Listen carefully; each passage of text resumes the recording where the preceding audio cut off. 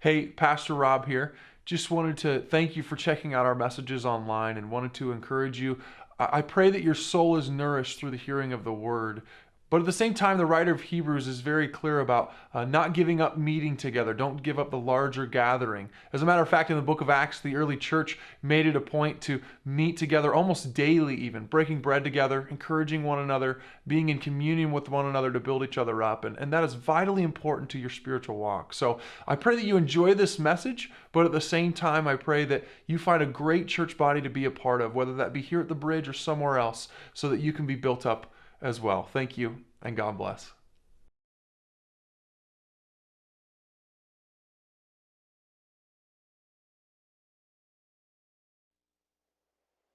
Hi, I'm a faithful follower of Jesus Christ.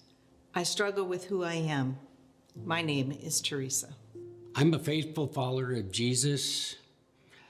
I've suffered from alcoholism and drugs, and my name is Kevin.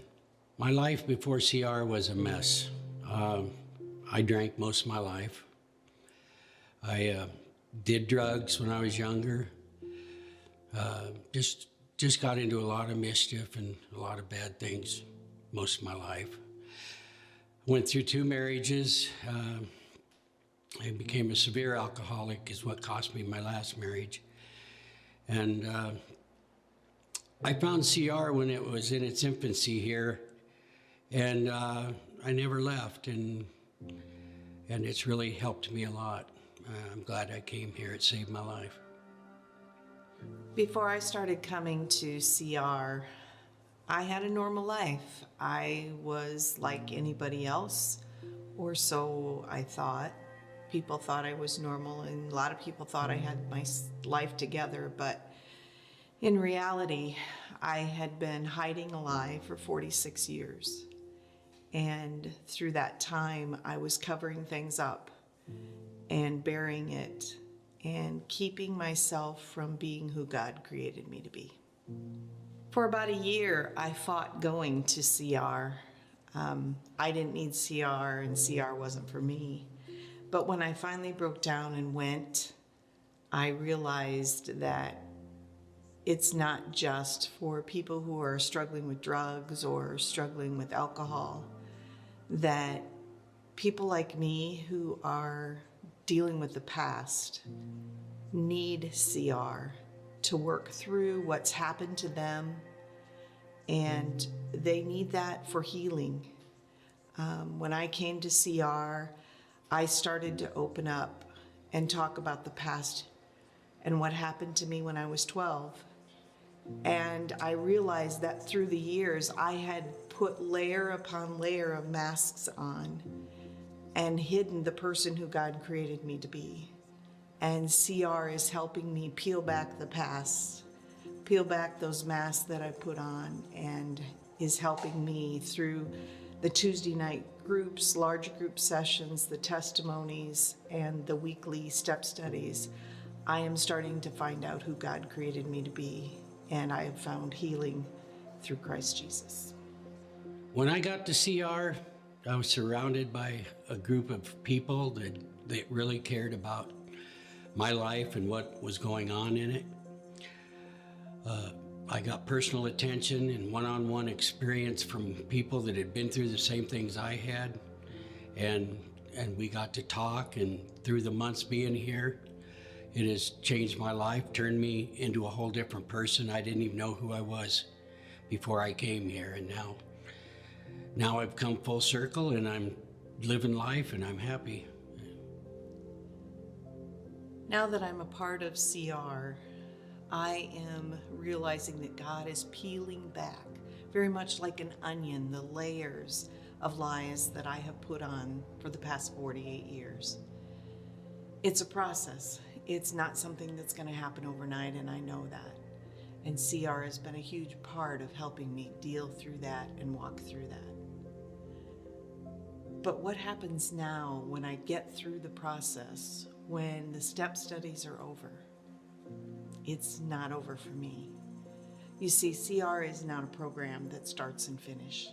It's a way of life. And for me, that means when I completed, God has worked through me. He has given me the gifts, the talents. He has given me the answers through his scriptures in order for me to be able to help others who are struggling with the same thing I'm going through. CR is a family. We work together, we pray together, we hold each other up, we help each other up. And that's what life is going to be like from now on, because it is a way of life. Today, well, I have kicked my obsession with alcohol. I'm living a clean life. I'm following Jesus and letting him guide me in my pattern, in my footsteps. And so far, I've been sober. In 30 days, I'll be sober for a whole year. And I just thank the Lord each and every day for everything he's given me and all the joy he's put back in my life, because I did not know that there was life after addiction.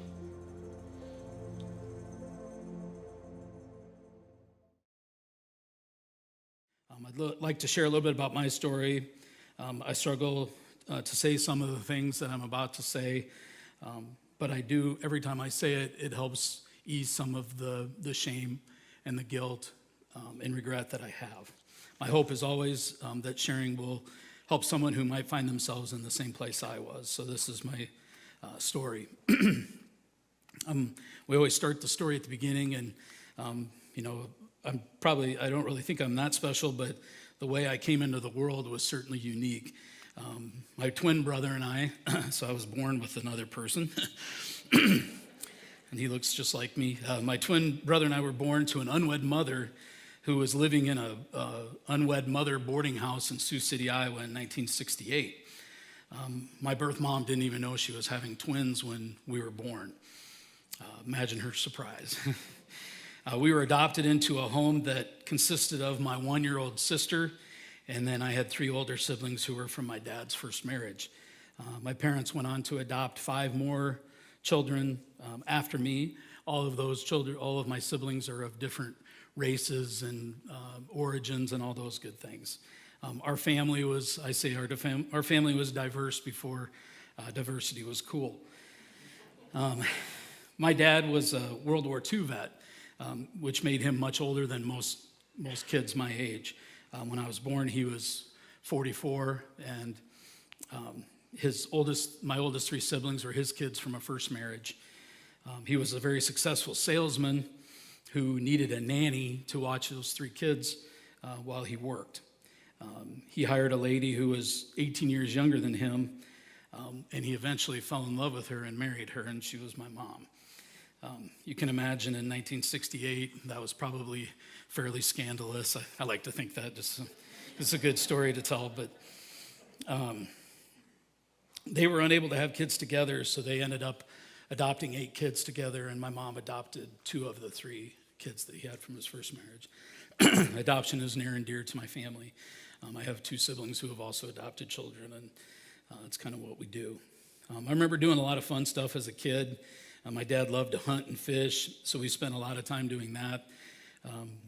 Most raccoon hunting nights finished late, and they always finished at Mitch's Lounge. He'd have a highball, and we'd all get Shirley Temples. I thought that was pretty cool. I had no idea at the time that he had a serious drinking problem, and that's why we would have to stop at Mitch's before we went home. When I look back, I think when I try to analyze why he drank so much, he had a lot of pain. He had the pain of seeing some horrible things in World War II, having seen active duty and D-Day and Normandy and the whole 9 yards. And he also had a lot of pain about losing his wife at a very young age and having 3 kids to try to raise by himself. As I grew up, his drinking problem became more and more evident. We were all taught to lie about why my dad was passed out on the couch or couldn't come to the phone. My mom was really good at covering for him too. At a young age, we all kind of accepted this, and we learned that it was okay to lie. And we never really even questioned it. On the upside, we did actually have a lot of love in our family. My dad told me that he loved me a lot, and he always fussed about how much he loved my mom, and I had a wonderful example of those 2 things. The downside was his words cut me, I think especially like a knife. I don't know if it was my personality, but I internalized everything he ever said to me, and I didn't like it. I still have very vivid memories of things that he'd say to me like, hey, when are you going to lose some weight? Or you're so lazy that you stink. He liked to embarrass me in front of our friends. One memory I have is that one morning when I was in high school, I got a call out of my classroom because my dad was there to take me home because he didn't think I'd brushed my teeth and he didn't think I'd made my bed. So we tried many times to help my dad quit drinking. He quit once for a while, for several months, but then started drinking again. My parents ended up divorcing when I was 16. It was a very difficult time. I got drug into a divorce with both of my parents playing me against the other one. I hated that so much. Like many kids, I just wanted a normal family life, and I wanted my mom and dad to stay married. It was probably at that time that I started feeling what I think is depression. I did think about checking out of life. I thought that would be a good solution. Then I wouldn't have to experience this anymore. I never made a specific plan to do it, but I did think about it a lot.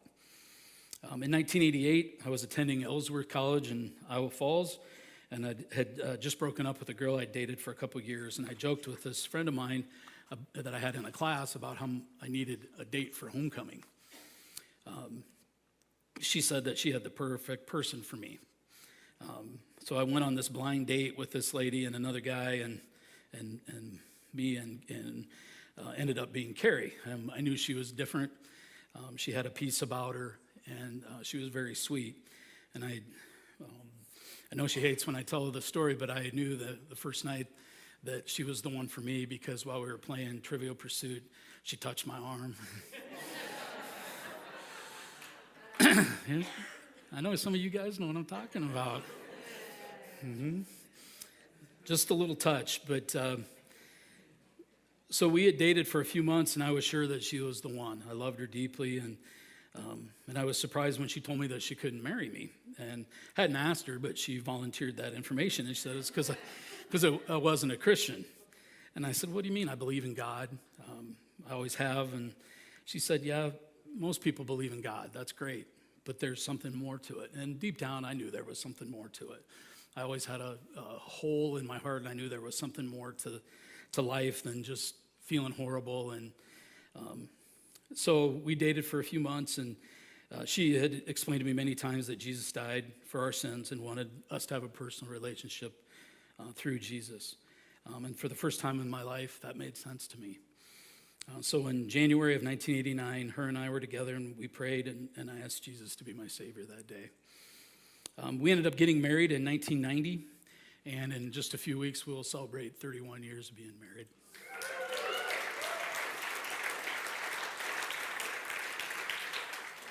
Okay, now for the bad side. I brought a ton of baggage into our marriage. I had untreated depression. I had struggles off and on with pornography and a lot of unresolved issues with my dysfunctional family and my alcoholic dad. After being married a few years and after losing a child to miscarriage, we were blessed with our son, Quentin, in 1994. I loved being a dad so much, and he was really funny, and I loved doing dad stuff with him. This is probably where my depression started to get worse. I was in major denial about it, having any issues at all, and I stuffed most of what I felt.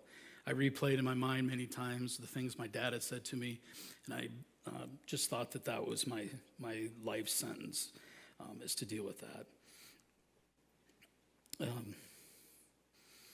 Right, and then a few years later, we were blessed with our daughter, Maddie. She was the apple of her daddy's eye, and she still is. At this time, were some pretty rough times. I hated my job, and although I love being a dad, the stress of having children wears on you. For the first time, I started taking antidepressants. They work for a while, but they only work if you keep taking them. And if you're in denial about your problems, they're just a Band-Aid. So off and on, I'm going to fast forward quite a few years, but off and on in my adult life, I've struggled with depression, and life situations would trigger deeper bouts of depression and back on antidepressants, and still was in major denial about what was going on. So fast forward to early in 2019, I was in yet another job that I didn't really like. It seemed to expose every insecurity and every poor self-image and belief that I had about myself. I was trying to do sales, and I wasn't very good at it. This caused me to be even more depressed than I was, and I was in constant fear of being exposed for that and losing my job or whatever. And for some reason, in the deep pits of depression, I couldn't find the courage to tell anybody. And that's the part that makes me sad, is I couldn't tell my wife, I couldn't tell my brother, the people I was the closest to. For the first time in a long time, I just thought about checking out, and it was as strong as it had ever been. The perfect storm of circumstances started in January of that year. The small company I was working for got bought out by a larger company, and who knew what would happen to my job. I was in fear that I would be exposed for the fraud that in my mind I thought I was. And I didn't think there'd be any way I'd keep my job, and I'm 50 years old, and who wants to hire a 50-year-old guy? And also, if you remember, in early 2019, it was one of the coldest and nastiest Januaries we've ever had. There was days upon days of subarctic polar vortexes and everything, and this was right in the middle of that. One of the other things that happened, I'm not kidding you, the same week, is that I had attempted probably the third or fourth time to reunite with my birth mother.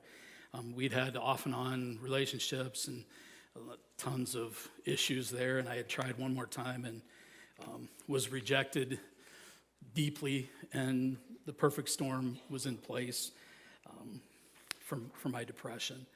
And it was at that point that I had decided that I had had enough. For the first time in my life, I wanted to end my life. This time I developed a plan. I worked from home, and I waited for my wife to leave for work. I found a container that she kept her various medications in. My plan was to take as many of her muscle relaxers and her hydrocodone as I could and just go to sleep. I left a note that just said simply, "I'm so sorry." So I waited for her to go to work, and I took 8 or 10 of each of those types of pills, and I laid down on a couch we had in our basement, expecting to just drift off. After about an hour or so, I woke up, and I was really angry. Of course, I thought in my head, I can't even do this right. So I thought, well, I'll just take more. So I went back up, and I took a handful more of the hydrocodone, and I took what I thought was the rest of the muscle relaxers. I went back down to the couch, and I really, really fell asleep this time. I had slept all day.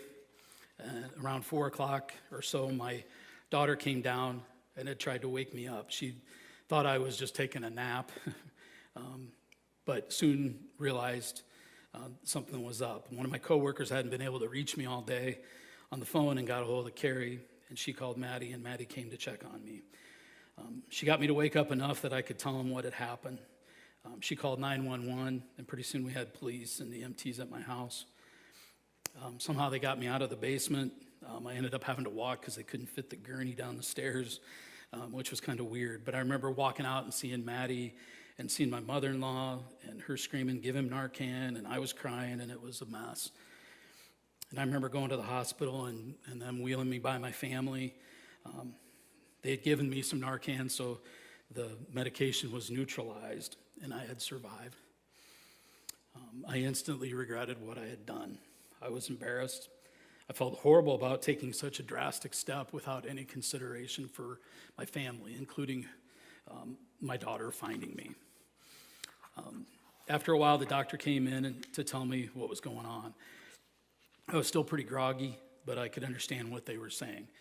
They figured out I had taken a bunch of hydrocodone, quite a few muscle relaxers, and when they did the blood test, they also found a large presence of anti-anxiety medication, which was odd because I wasn't taking any.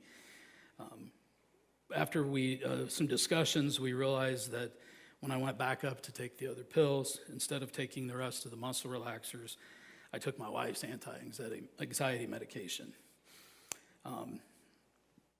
The doctor explained that the type of medication, this anti-anxiety medication, actually has a counteracting ability against things like muscle relaxers.